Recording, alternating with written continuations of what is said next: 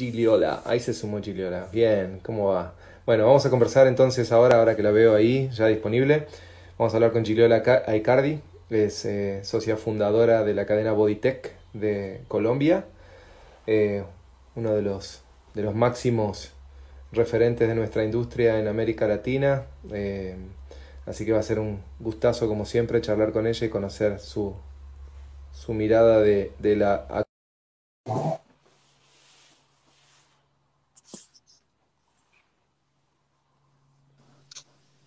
Hola, Hola Guillermo, buenas tardes. ¿cómo estás? Bien, bien, ¿y tú? Bien, bien, aquí trabajando. ¿Cómo vas llevando el aislamiento? Pues nosotros estamos en Colombia desde el 19 de marzo encerrados en Bogotá, pero todas nuestras sedes en Colombia, Perú y Chile cerraron el 16 de marzo y todavía no tenemos una fecha de apertura. ¿Y qué tan estricto es el aislamiento en las casas? O sea, ¿es una cuarentena obligatoria, solo salir para esenciales o tienen cierta flexibilidad para poder salir, no sé, a correr, a caminar, ese tipo de cosas? En Colombia, hasta el próximo 27 es cuarentena obligatoria y hay como pico y sexo, es decir, un día salen los hombres y otro día salen las mujeres. Solamente se puede salir a pasear las mascotas, al banco y hacer el mercado, nada más. Ok. Eh, ¿Y qué, en términos de expectativas en cuanto a fechas para reapertura, qué se dice? La verdad, estamos como luchando contra eso y hablando en los tres países con Ministerio de Salud, Ministerio de Comercio, Ministerio del Deporte, porque desafortunadamente nos están viendo como rubro de entretenimiento y no como rubro de salud. Entonces nos están poniendo en la última fase de apertura. En el caso de Perú, por ejemplo, podría ser hasta diciembre de este año. En el caso de Chile todavía no está claro y aquí en Colombia el lunes comienza a regir como la primera fase de la apertura donde solamente abre el sector de la construcción y de la manufactura y a partir del lunes las personas pueden salir a hacer ejercicio en la calle de 5 a 8 de la mañana únicamente. Y todavía no sabemos en qué fase estamos. Les hemos mandado los protocolos que nosotros consideramos, no solamente como Bodytech, sino como gremio, porque nos unimos con los otros gimnasios, tanto en Colombia como en Perú, como en Chile, para hacer un protocolo de apertura basados en lo que tenemos de IRSA, de la Organización Mundial de la Salud, de los ejemplos de otros países como el que ustedes hicieron en Argentina, de lo que salió de España. Y esperamos que eso tenga eco y que nos puedan dar como luz verde para abrir. Esperamos que por lo menos en junio. Bien. Contame en el caso de los gimnasios de ustedes, qué fue, o sea, qué fue lo que hicieron en los distintos frentes a partir del cierre. ¿Qué hicieron con las cuotas de los usuarios? ¿Qué hicieron con el servicio a los usuarios? ¿Qué hicieron con los empleados? ¿Qué tipo de apoyo o ayuda reciben por parte del Estado desde el punto de vista de, no sé, subsidios al paro o al desempleo? Eh, Postergación de pago de impuestos, cargas laborales, alquileres. ¿Cuál es la situación? Bueno, la situación es distinta en cada uno de los países. En los tres cerramos a partir del 16 de marzo y lo que dijimos con todos nuestros afiliados es que su afiliación queda congelada hasta el momento de volver a abrir. Es decir, que en ningún tiempo corre, no hubo ningún cobro adicional de las cuotas de abril, o ni va a haber en las cuotas de mayo, ni en el tiempo en que estemos cerrados. Entonces, pues para los afiliados no tienen que hacer ningún tipo de trámite, sino que automáticamente el tiempo que estuvimos cerrados se corre en su afiliación. En cuanto a los La, empleados, te pregunto ahí para poder aclarar. En el caso de Bodytech, la mayoría de las afiliaciones son, se pagan un pago, hacen un pago anual anticipado o es un débito mensual. ¿Cómo funciona en el caso mayoritario? Miran, el 60% de nuestras afiliaciones son de débito automático, es decir, con cobro recurrente todos los meses, y el 40% son afiliaciones prepago de 3 meses, 6 meses y un año. Pero las de 3 meses y 6 meses son muy pequeñas, entonces eso es más o menos que 60% es débito automático y 30% son anualidades. Ok, entonces, las de débito automático, ¿se interrumpió el débito en el momento en el que cerraron? Sí, se interrumpió el débito y como cerramos el 16, le debemos a la gente 15 días. Entonces, es decir, en un caso hipotético, que abriéramos el 1 de junio, entonces a las personas no les vamos a cobrar el mes de junio completo, sino solo la mitad del mes. Perfecto. Y Y para las personas que tienen afiliaciones prepago, ese tiempo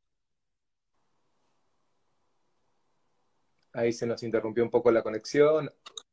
suma a sus... Ahora, ahí Y te en el escucho. caso de las Pues sí, personas se de un cortó un año, segundito nada más. sí, en el caso de las personas de un año, entonces se corre el tiempo de su afiliación. Bien, clarísimo. ¿Qué hicieron como de cara a los clientes en términos de comunicación, servicios y demás?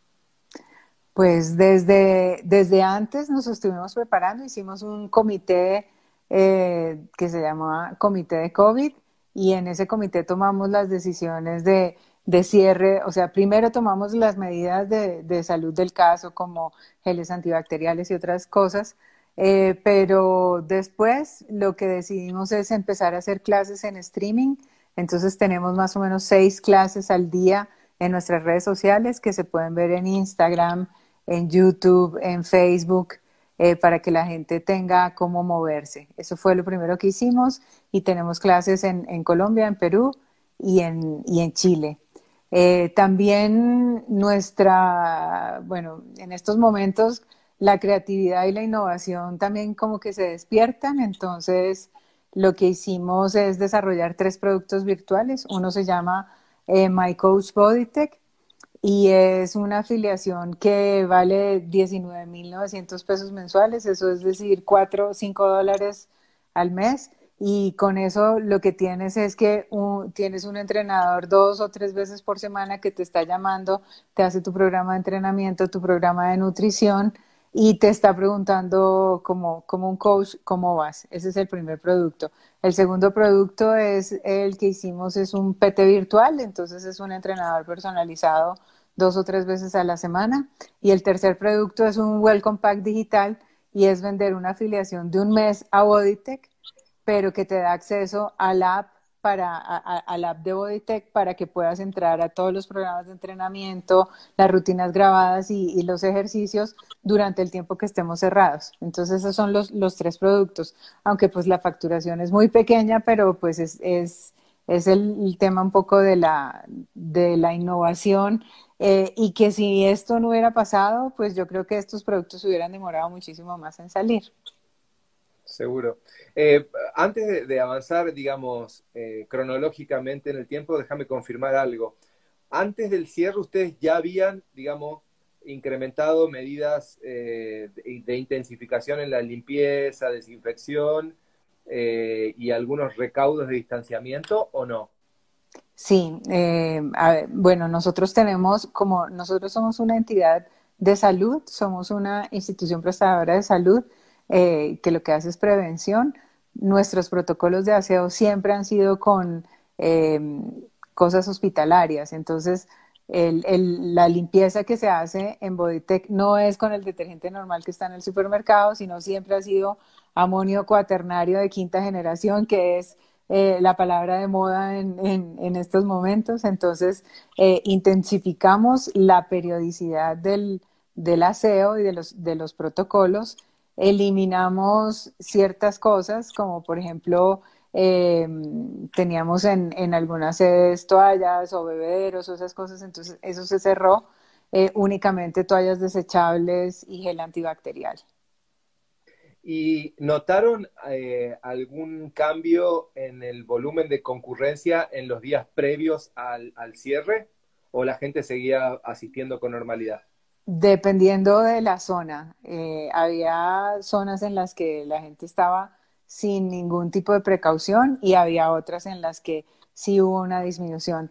Pero el día que se declaró la emergencia sanitaria, que fue como un jueves antes de que nosotros tomáramos la decisión de cerrar, ese jueves y viernes la asistencia fue muy baja.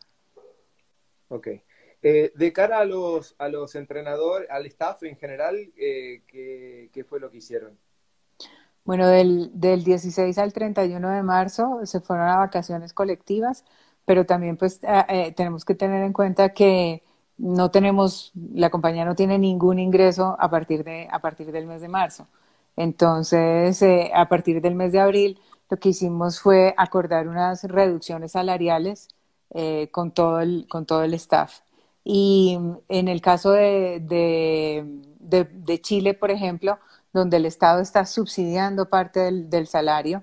Entonces, las personas que se quisieron acoger al subsidio del Estado que te paga el primer mes el 70%, el segundo el 60%, el tercero el 40%, el quinto el 35% más o menos.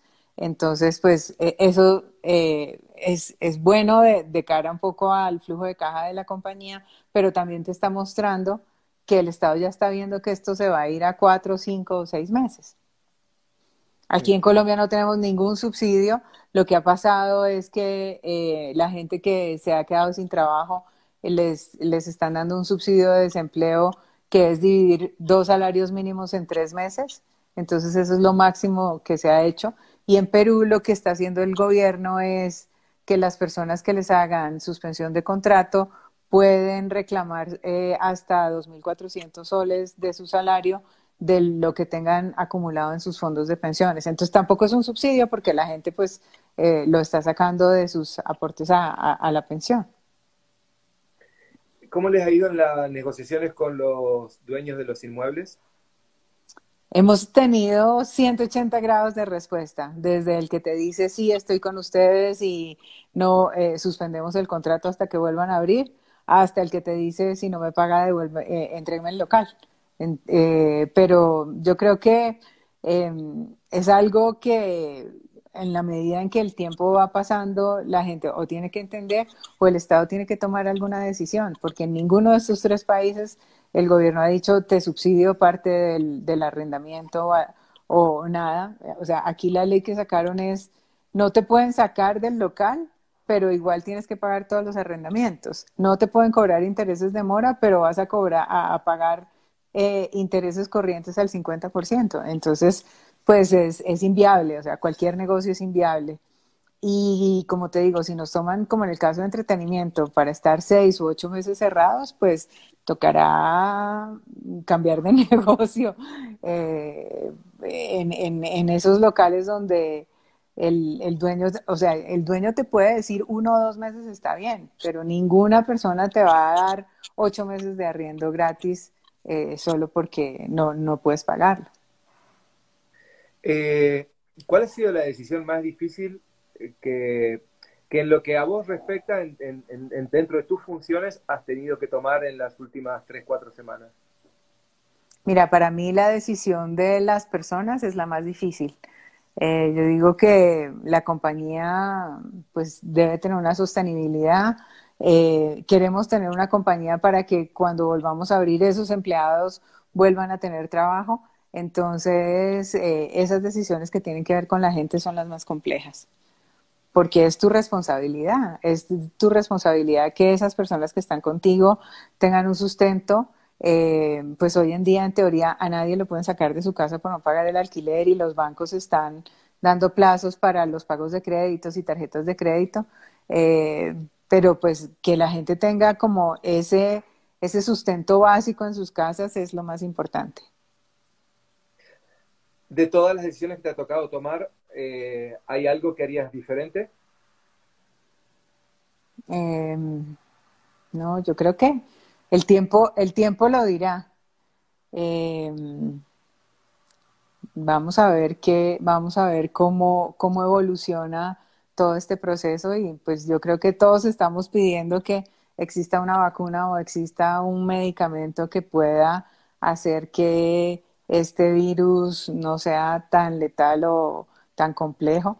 Pero una cosa que sí es clara es que no hemos tenido como una interlocución clara ni unas medidas del Estado que sean consecuentes con lo que está pasando.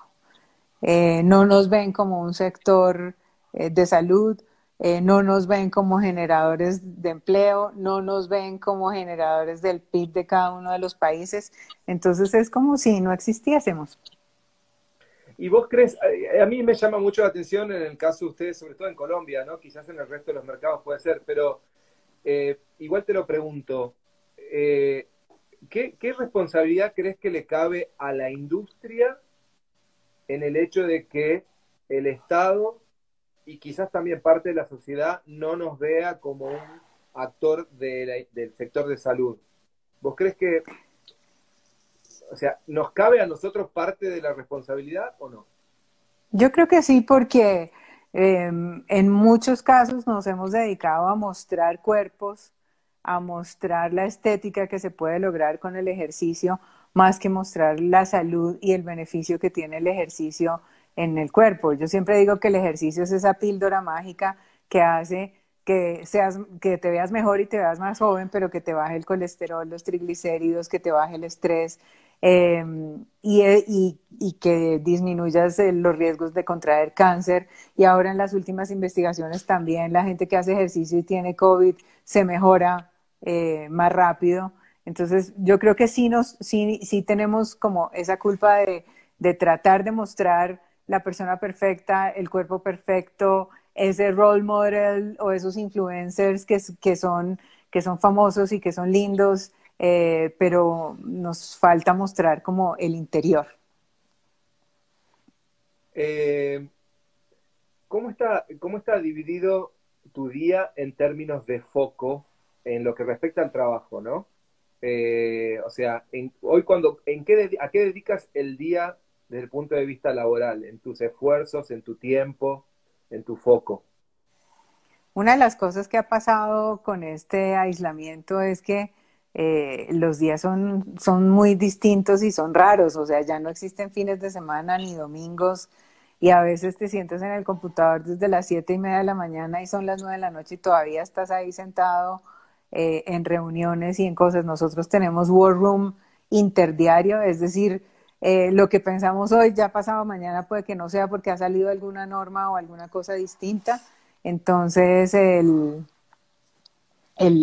War Room, o sea, tengo más o menos 2 a 3 horas casi que diarias de War Room de cuáles son las decisiones que vamos a tomar. Tengo reuniones, yo manejo también la marca de bajo costo que es Athletic, que también pues igual ha sufrido exactamente lo mismo y creo que en el momento de la reapertura va a sufrir mucho más porque mientras en Bodytech tenemos un afiliado por metro cuadrado, en Athletic tenemos 2 o 3 afiliados por metro cuadrado, y con un precio que es la tercera parte de lo que es el otro. Entonces, en el momento de la reapertura, ¿qué vamos a hacer en Athletic? Entonces, mi día está pensando en cuáles van a ser los protocolos de reapertura, qué necesitamos, qué infraestructura tenemos que cambiar en nuestras sedes, qué va a pasar con los proyectos nuevos que tenemos. Eh, Todo el mundo habla que el CAPEX y nuevos proyectos en todos nuestros países van a quedar congelados y creo que va a ser así. Nosotros teníamos en este momento 7 obras, unas que ya habían comenzado y otras que no, que hoy en día van a estar como en el limbo. Eh, ¿Cuál es tu percepción respecto de la percepción social sobre una posible apertura en el caso nuestro particular, de los clubes y de los gimnasios? ¿Cómo crees vos que tomaría el conjunto de la sociedad la posibilidad de que se empiecen a flexibilizar eh, las restricciones y que les permitan más temprano que tarde empezar a abrir con menor cantidad de gente y tomando todos estos recaudos? ¿Qué lectura crees que haría la sociedad de eso? Yo lo veo muy distinto por estratos socioeconómicos. En los estratos más bajos y populares y estrato medio, yo creo que el volver al gimnasio va a ser como o sea, esa necesidad de volver a salir. Nosotros, por ejemplo, tenemos información que hay gimnasios chiquitos de barrio en estas zonas populares que están abriendo a puerta cerrada. Es decir, que la gente toca la puerta, entra y entra a hacer ejercicio porque está desesperada en su casa y porque seguramente no tiene todas las amenities que puede tener una persona de clase alta. O sea, no tiene Netflix en su casa, o no tiene una bicicleta estática o una elíptica o algo con que hacer ejercicio.